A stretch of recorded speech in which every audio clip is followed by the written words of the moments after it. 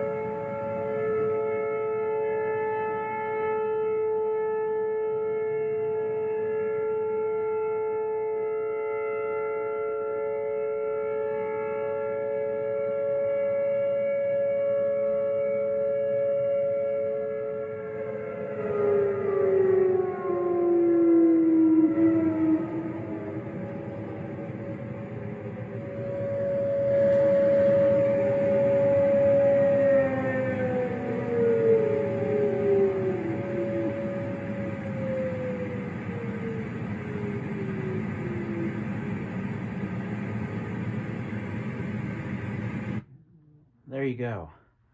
So yeah, that's a tornado siren test from Jacksonville, Illinois, from October 3rd of 2023.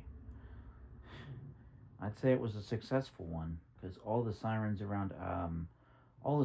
I know of around the school activated. But yeah, I would like some help identifying what those are from my siren geeks out there. I know I've got some that are subscribed to the channel.